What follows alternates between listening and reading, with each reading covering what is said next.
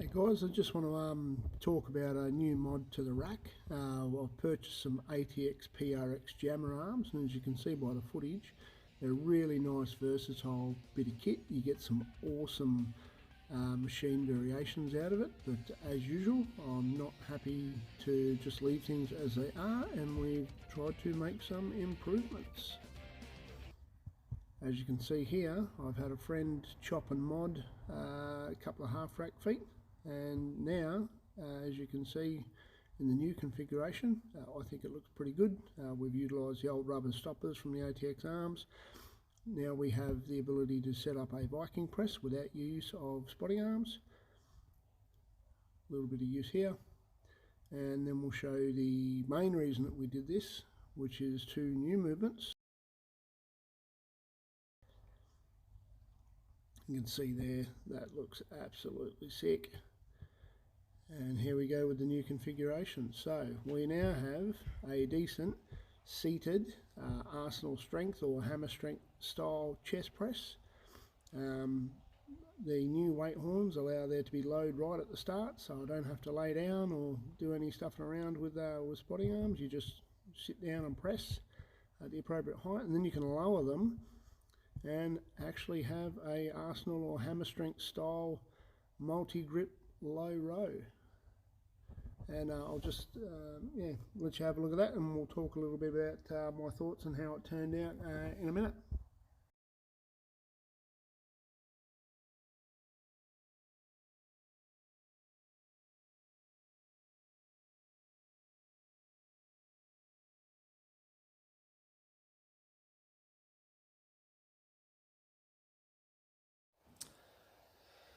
So guys, final thoughts. Look, in terms of for the PRX Jammer arms in their base form, really happy with the result. I think you saw some footage at the start of the video where they're really good for incline press, really good for like a prime extreme row, make a pretty decent Viking press on their own, utilising the Jammer arms to kick them out to vertical, and capable of a number of other movements. So for me it was about purchasing something that was going to give me a little bit more machine style versatility, because I prefer to do either long slow cardio on the treadmill or on the bike, to spend just a couple of $100 on a really high quality piece of gear. They don't wobble, they don't rattle. Really happy with the PRX in their original form. As far as the mod goes, actually really happy with the result. Am I totally happy with the result? I'd say no. I'm only about 95% happy with the result. In terms of build quality, the way it looks, I think it looks absolutely sick. Repositioning the stickers to go on those. Now those attachments in their original form are actually a FitTech half rack foot component. I think off the top of my head I paid $100 for the pair of them. And then obviously if you've either got the skills yourself or a friend who happens to be a fabricator, not too big of a deal just to chop some distance off it to get them sort of the right distance. I'm really happy with the distance. What I would have changed, and what I may still change in the future, is that even though we did want the weight to be heaviest at the bottom and drop off as you pressed out, again, to get that stretch and most weight felt at the bottom of the movement, because the distance between the moment arm and where the plate horn actually is not huge. The weight drops off probably just a little bit more severely than I would have wanted. It's certainly not at the point where there's no load felt at lockout. It doesn't certainly feel like a side lateral raise where out here you feel all of the weight, and out here you just feel absolutely nothing when the thing's out to your side. But there is a little bit more drop off than I would have liked. It is potentially an easy fix.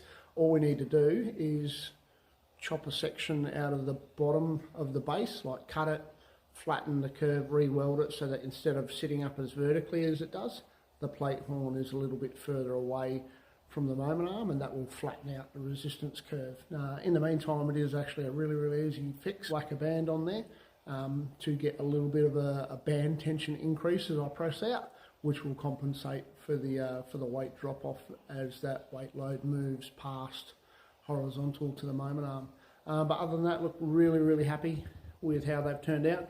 I think they look absolutely sick. They don't move, they don't wobble, and like I said, so pay a couple $100 for what has effectively added up to about 5 new gym machines for the gym. Like I said, I've got now a Viking press that doesn't need to use the stuffing around of setting up a spotting arm as well. Just literally all I do, I flip these upside down, so that one goes on that side, upside down, and that way the rubber foot, as you saw, presses up on the rack. So that's how I get my Viking press with no fuss and no buggering around.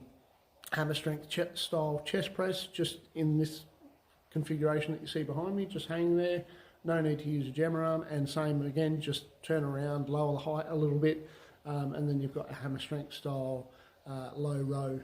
Putting them down on the ground for a prime extreme row, again, don't need a jammer arm.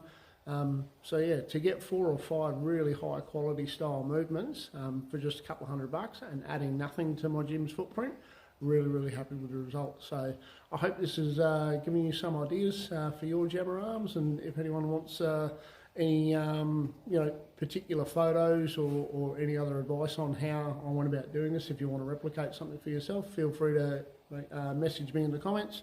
And yeah, enjoy your training at home, guys. Thanks.